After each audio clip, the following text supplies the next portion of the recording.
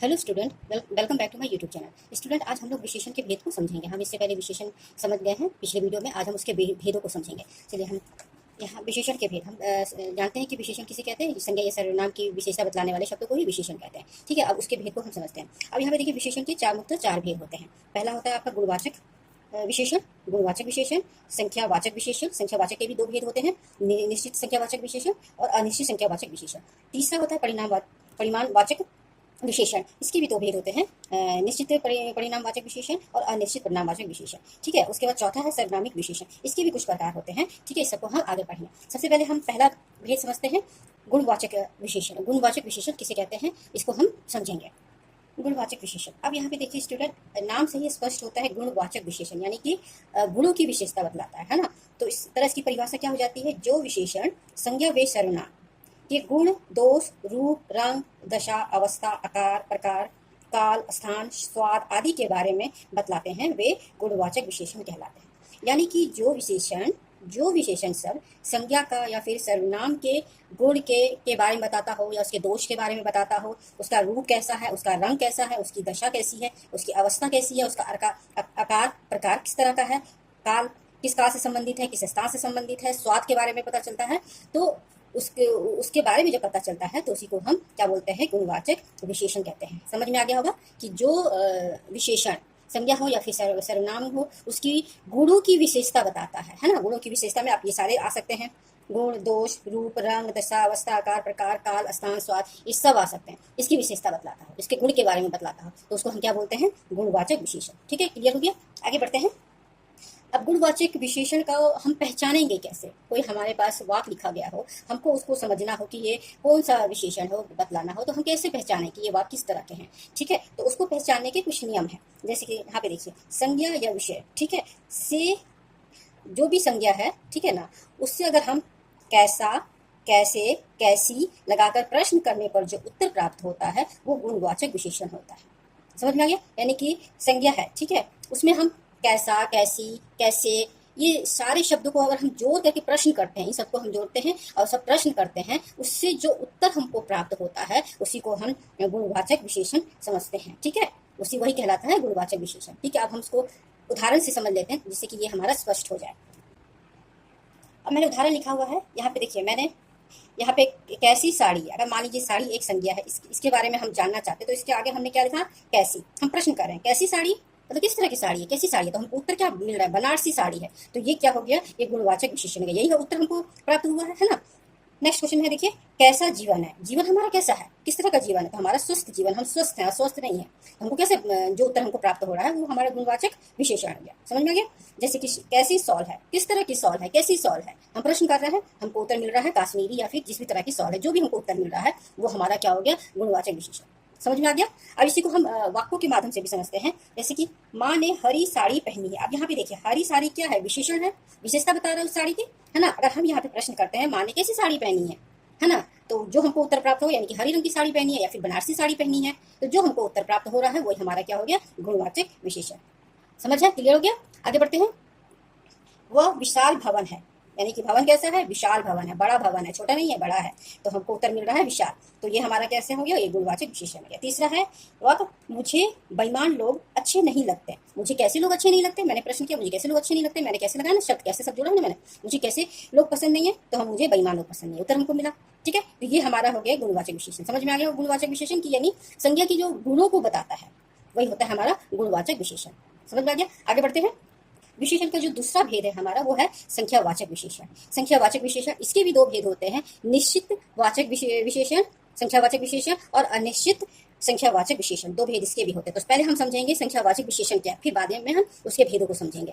अब यहाँ पे देखिए, जिन विशेषण शब्दों से विषय के संख्या संबंधित विशेषता प्रकट होती है उन्हें संख्यावाचक विशेषण कहते हैं। यानी कि जिन विशेषण शब्दों से संज्ञा की, है ना, विषय, यहाँ विषय में संज्ञा की जो भी वस्तु है उसकी क्या संख्या हमको समझ में आ रही है ना, उसी को कहते हैं संख्यावाचक विशेषण। यहाँ पे हमको संख्या से संबंधित जो विशेषता हमको समझ में आ रही है, यानी उसकी संख्या कितनी है, 1 है, 2 है, 3 है, यानी कि हम उसको काउंट कर सकते हैं। कभी कभी कुछ होता है, थोड़ा होता है, ठीक है, कम होता है, तो ये भी संख्यावाचक विशेषण के अंतर्गत इनको शामिल किया गया। जैसे कि यहाँ पे मैंने उदाहरण जैसे में लिखा हुआ है, 1, 4, पहला, चौथा, सैकड़ों, हजारों, अनेक, कुछ, थोड़ा। यहाँ पे देखिए, अनेक, कुछ, थोड़ा। ठीक है, तो ये हमारे वाक्य के अनुसार समझ में आएंगे कि ये हमारे निश्चितवाचक है या अनिश्चितवाचक है, यानी कि उसके भेद में आ जाते हैं। तो उसको हम पढ़ेंगे अभी, पहले हम इसको समझ लेते हैं। तो यानी कि हमारे पास जो संख्यावाचक विशेषण है उसमें हमें संख्या से संबंधित जो विशेषता प्रकट होती है उसी को हम क्या बोलते हैं, संख्यावाचक विशेषण। ठीक है, अब यहाँ पे उदाहरण देखिए, मेरा घर तीसरी मंजिल पर है। यहाँ पे संख्या आ रही है ना, तीसरी मंजिल, यानी कि थर्ड फ्लोर पे, तीसरी मंजिल पर हम काउंट कर सकते हैं, पहला दूसरा फिर तीसरा, तीसरी मंजिल पर है। तो यहाँ पे क्या हो गया, ये संख्यावाचक विशेषण हो गया। वहाँ कुछ लोग खड़े हैं। अब यहाँ पे देखिए कुछ लोग खड़े हैं, कुछ लोग खड़े हैं, कितने लोग खड़े हैं ये हमको संख्या पता नहीं है, निश्चित नहीं है, लेकिन हमको पता है कि कुछ लोग वहाँ पे खड़े हैं।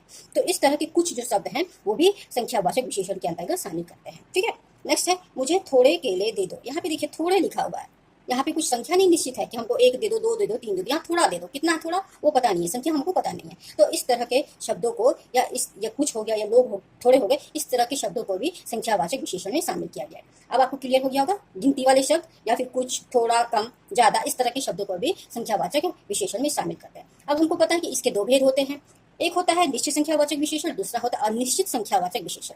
ठीक है, दोनों को हम समझेंगे। आगे बढ़ते हैं। चलिए स्टूडेंट, पहला हमारा क्या है, निश्चित संख्यावाचक विशेषण। अब हम इसको समझेंगे पहले। अब यहाँ पे देखिए, जिन विशेषण शब्दों से विषय के निश्चित संख्या का पता चलता हो उन्हें निश्चित संख्यावाचक विशेषण कहते हैं। यानी कि हम जिस शब्दों से एकदम निश्चित संख्या के बारे में हमको पता चलता है उसी को हम क्या बोलते हैं, निश्चित संख्यावाचक विशेषण। समझ में आ गया? इसकी परिभाषा, उदाहरण देखते हैं हम।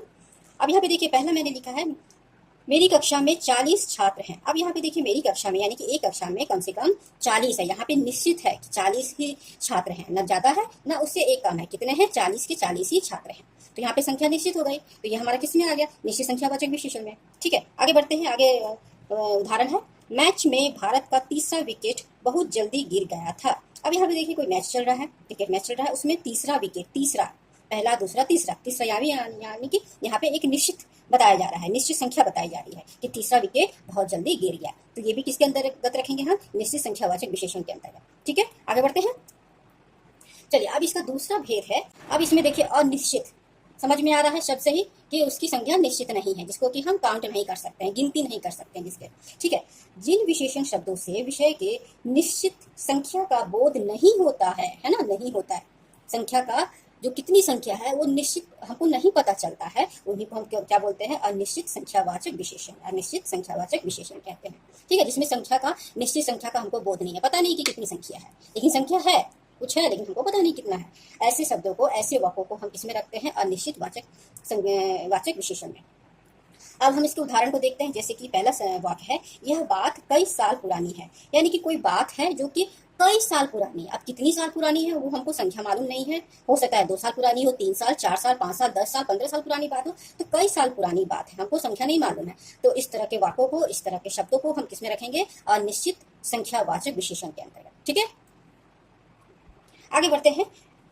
दूसरा वाक्य है, टीवी पर रामायण आते तो काफी लोग देखने पहुंच जाते थे।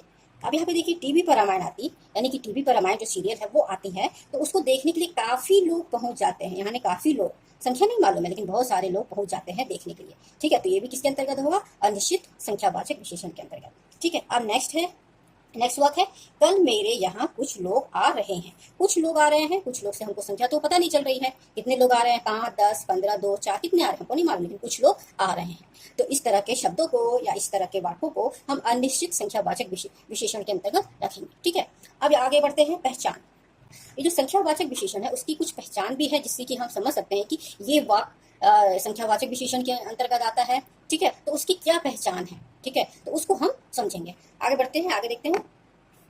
चलिए, अब इसके पहचान के नियम हम समझते हैं।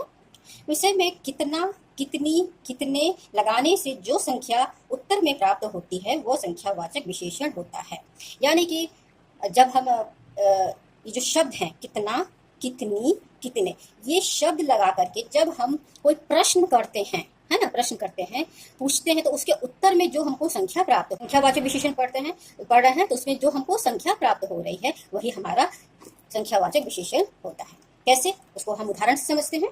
पॉइंट है, उस पॉइंट को भी हम समझ लेते हैं, क्योंकि संख्यावाचक विशेषण के दो भेद होते हैं ना, तो उसको हम भी समझते हैं। यदि संख्या निश्चित होती है तो वो निश्चित संख्यावाचक विशेषण होती है, यदि संख्या निश्चित नहीं होती है तो वो अनिश्चित संख्यावाचक विशेषण होता है। यानी कि अगर हम कितना, कितने या कितने शब्द से जो प्रश्न कर रहे हैं उसका उत्तर जब हमको प्राप्त होता है, अगर उसकी संख्या निश्चित होती है तो वो निश्चित संख्यावाचक विशेषण में आते हैं। अगर उत्तर हमको अनिश्चित होती है, यानी कि हमको संख्या नहीं पता चल रहा है, अनिश्चित उत्तर होता है, तो उसमें वो किस में आता है? अनिश्चित संख्यावाचक विशेषण में आता है। ठीक है, क्योंकि इसके ये दो भेद होते हैं, संख्यावाचक विशेषण के ये दो भेद होते हैं, तो निश्चित और निश्चित। ठीक है, तो इसको हम कैसे पहचानेंगे आगे देखते हैं।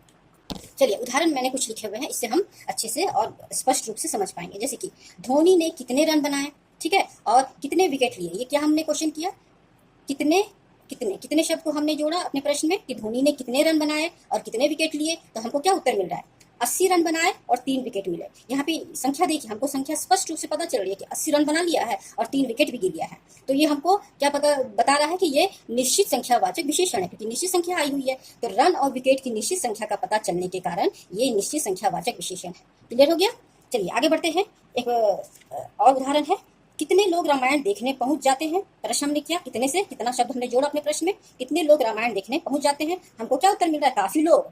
ठीक है ना, बहुत सारे लोग। यहाँ पे देखिए, यहाँ पे संख्या निश्चित नहीं है, संख्या जो है निश्चित नहीं है, निश्चित नहीं है। पता नहीं कितने सारे लोग आ रहे हैं, थोड़े भी हो सकते हैं, ज्यादा भी हो सकते हैं, बहुत सारी संख्या में भी हो सकते हैं। तो यहाँ लोगों की संख्या लोगों की निश्चित संख्या का पता ना चलने के कारण निश्चित संख्यावाचक विशेषण है।